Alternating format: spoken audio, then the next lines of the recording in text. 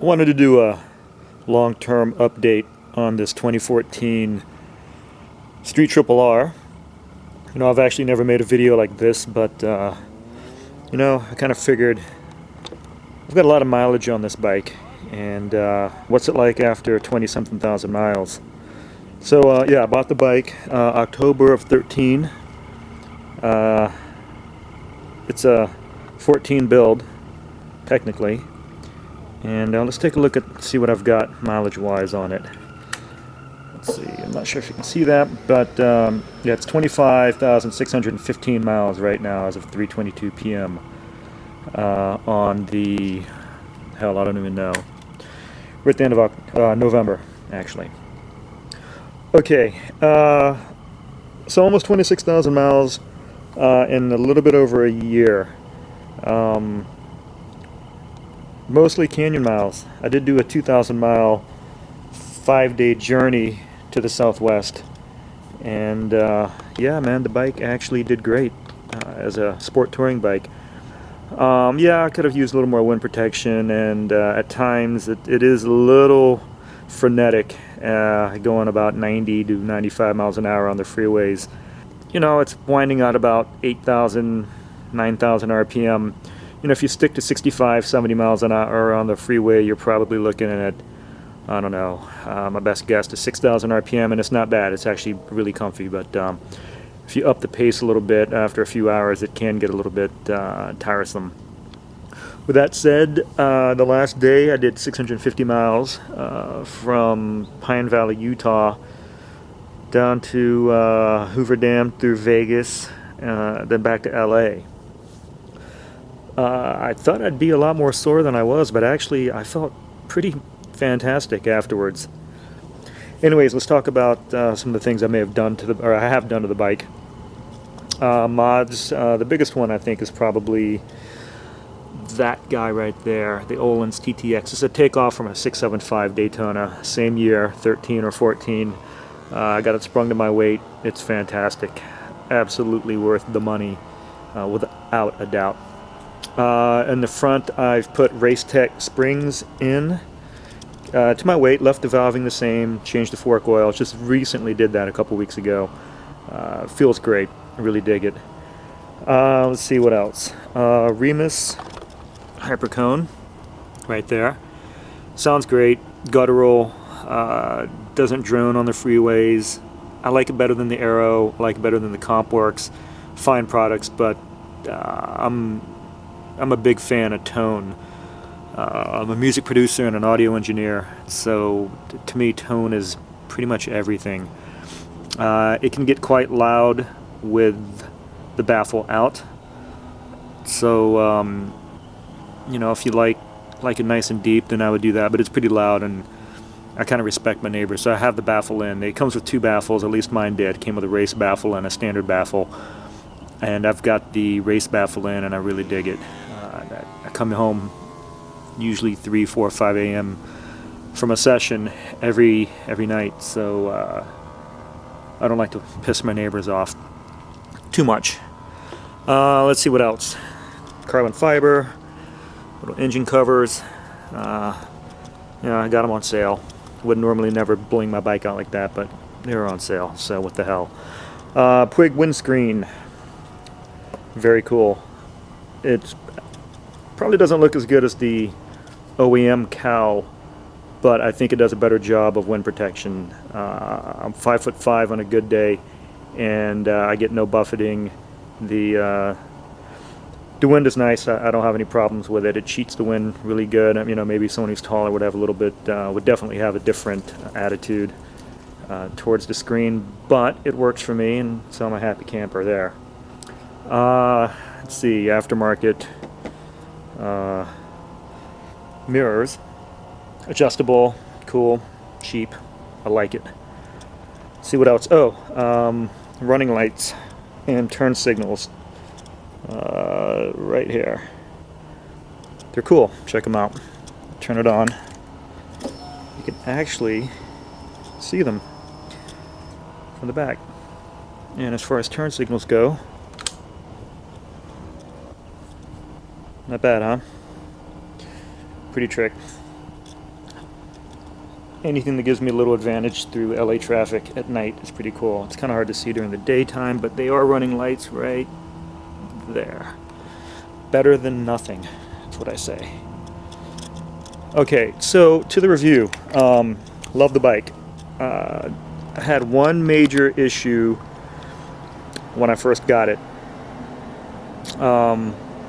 The gallery plug, which is down here. Let's see if I can get to it right. Let me open up my f-stop here. It's right there. That guy was weeping like a motherfucker when I first got the bike home. Literally, 15 miles from the dealer. I got home, was about to hit the crest, the Angeles crest up here. Thank God I didn't, because I got home, looked at my bike, got off the bike, trying to admire how amazing the bike was, and I looked back at the whole back end of my bike was just covered with oil. That kind of sucked ass. But got it taken care of. Pretty simple fix. Little Loctite does it. They were weeping actually from both sides. There's another one down there as well, but I'm not going to get down to show you. You can find it on your own bike. But the big thing that I've had as far as an issue for the bike is when I went in for my 12,000K service check, valve adjustments and all that, the dealer found that my cams were badly scored. Pretty gnarly, right where the journals are. So Tramp stepped up and they gave me new cams, cam ladder, new head, and a couple other things in there. I was without the bike for about 30 days, and that kind of sucked. But Triumph did step up and kind of hooked me up, and the bike feels better than new actually, because my mechanic ended up blueprinting the top end. And to tell you the truth, man, this thing, it pulls way harder than it did stock. Riding it back to back with a couple of my friends' bikes, same year, same model, same everything, my bike pulls harder. So I don't recommend breaking your bike to get it rebuilt, because that sucks. But if it were to happen and you got a good mechanic and a good tech, then man, the bike feels smoother and it pulls harder. Oh, another thing, check this out. I did do the 520 conversion with new sprockets. Let me see if I can open up. There we go. Alright, so I think they're from Super Light. It's cool. I actually do feel a difference in how fast the engine spools up. It just revs faster. I think I saved about 3 or 4 pounds over OEM, which is significant for unsprung weight and rotational mass. So that's good. Definitely recommend it. I would have gone with the alloy sprocket in the rear. I kept the gearing the same, but I would have gone with the alloy in the rear. However, I put so many miles on my bike, as you can see, almost 26 in a year. I decided to stay with steel. I think if you were going to track it, or if you just had money to burn, then yeah, you could probably save a little bit of weight by going aluminum. But for me, this was what I wanted to do, and it works for me. Okay, so let's talk about the bike. Aside from those two things, I basically changed the oil, checked the fluids. I'm gonna ride the shit out of it. Thing handles great. It's made for the canyons. It really is. I'll often say that I think that the guys from Hinckley came down to the Angeles Crest, which is our local canyon here. I live about 2 miles from the base of it. I think they came down and looked at the mountain and said, we need to design a bike for this. And this is what they came up with. It's super comfortable. I can ride all day. It rails through the corners. I can literally keep up with 99% of the bikes on the crest. I don't care what you roll up on. I will keep up with you or take you in the corners. And that's not a brag. It's just really more of a testament to how great this bike handles. It really handles like it's on rails. Of course, you'll get outpulled by looter bikes on the straights, but fuck the straights. I like the twisties myself. So let's see what else. Highway comfort, like I said, if you're staying within legal speed limits, it's fine. Totally great. Not that it's bad if you decide to, well, you know, look, in LA, 80 to 85 mile an hour speeds as a flow of traffic. So I think I'm winding out at 7K, right, 8K, something like that. So it's a little frenetic, but it's not bad. If you're doing long highway miles and you're cruising at those speeds, you know, it's easy to find yourself up at 85, 9K if you're approaching, I don't know, 90, 95 miles an hour, and it can get a little frenetic over time. But I'm not an advocate for going fast. I'm just saying, you know, if one were to choose to go that fast, then there you go. Oh, the brakes, fantastic. Stop on a dime. I was thinking of doing the Brumbo Master Cylinder, the RC19, whatever the hell they call it, but haven't done that yet, but I may end up doing it. Not for any other reason except that, you know, I get bored sometimes, and it's good to do things to your bike. Let's see, what else? All right, oh, two-up. I ride a lot of two-up. I like to put girls on the back and take them up the crest, take them all around. It's not bad. Not a girl has complained, but then again, we never go out for more than a couple hours. I'm sure any more than that, it would be a little bit uncomfortable for them. But as far as the handling of the bike, it feels great. I can rail through the corners, no problem with someone on the back. Granted, the girls I put on the back aren't that large, probably no more than, I don't know, $130, $135 geared up. So, you know, it does handle great with a passenger. Oh, mileage. I'm averaging through Fuelie, doing the calculations on my own, about 45 miles per gallon, and that is with me wicking the shit out of the throttle. I mean, I ride this bike hard. So I would definitely get better mileage if I was a little more, I don't know, a little more conservative on the throttle. But, you know, who the hell wants to do that? That's not why you buy this bike, right? So 45, I could say, I think the most I've gotten is I approached, I think I nipped 50 once on, you know, just kind of doing some light cruising, but for the most part, 45 is right where I'm at, and that's with hard acceleration, and that's with me pegging the limit, getting the lights on, taking it right up to red line all the time. Top speed, I have gotten an actual top speed of 136. That's via my GPS. That was with tits to tank, tucked in on a long straight. I think indicated was about $143, but and the odometer, or I'm sorry, the speedometer is definitely off. It's anywhere from 5 to 7% for me. But I think you can change the gearing. I think if you go 1 or 2 down in the back sprocket, you can get the speedometer right on. Oh, I did put a GPS on the bike, as you can see right, well, that's where it lives. Cheap Chinese eBay, $125. It's awesome. It's waterproof. I can touch it with my gloved finger and it works. Bluetooth it into my head. It's awesome. So if you're looking for a cheap alternative to your iPhone or Android or even a Garmin or a Nuvi or whatever the hell they call them for $11 million, I highly recommend it. I've had mine for a little over 8 or 9 months and no issues whatsoever. And hell, if it breaks for $125, I'll buy another one. GPS mounting. Oh, not GPS, what am I saying? GoPro. Here we go. Check this out. I got the RAM mount. It's cool. I can twist it around. It's ball jointed. So put it wherever the hell I want. That's cool. I got another mounting point right here. I don't know if you can see that. There we go. I can pull that out and mount my camera there for that angle. Okay, so there you go. Oh good, mailman. Maybe he'll bring me something nice for my bike. Alright, let's see. Oh, you noticed that my front fender and my belly pan are black. That's because they are. And because I just wanted to do something a little different, so I stuck black on the front. No, I'm not a Raiders fan. Jesus, if you were a Raiders fan, I'd feel bad for you.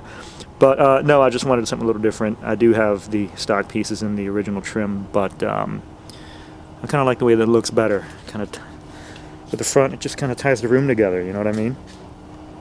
So yeah, overall, love the bike. It's great. Better than that thing.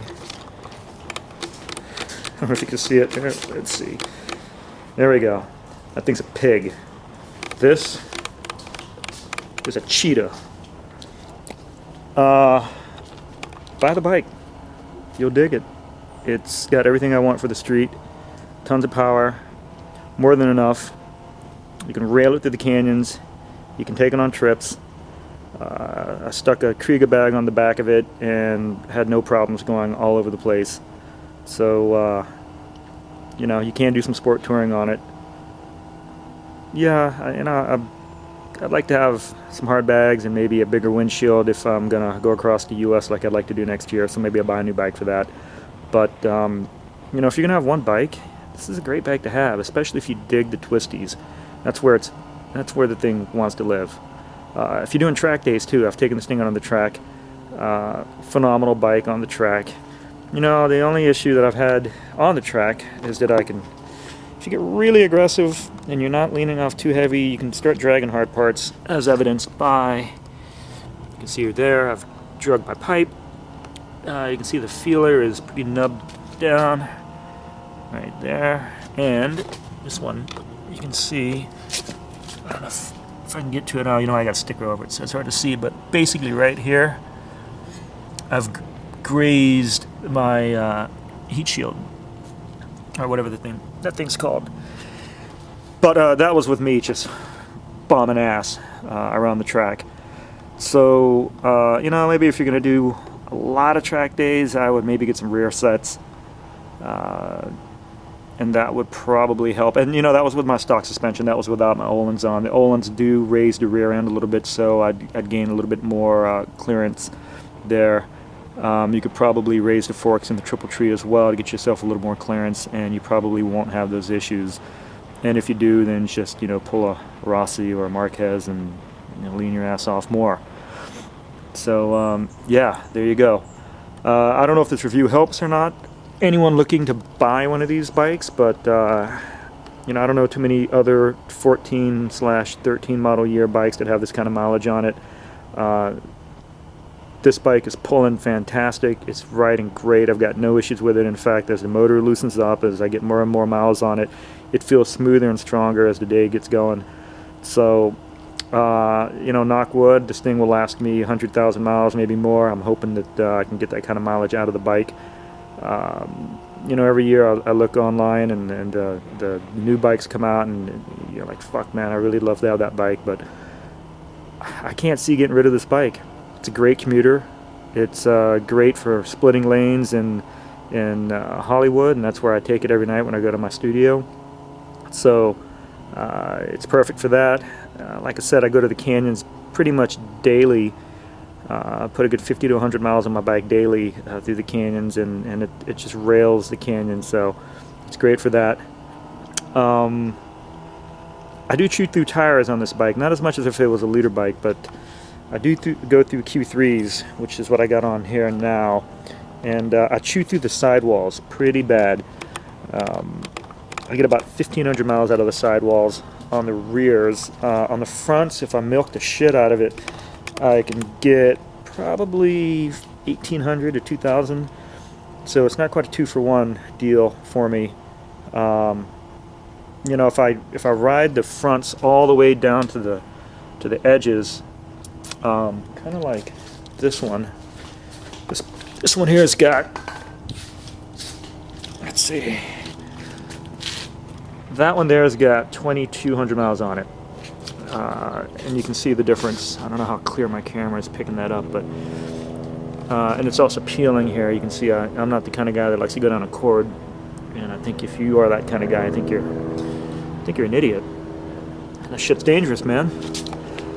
This tire here, this is a Q3 rear. That's probably 1,800 miles on it, right there. Not track. That's all canyon riding. As you can see, my middles look fine. It's only the sidewalls that I have issues with.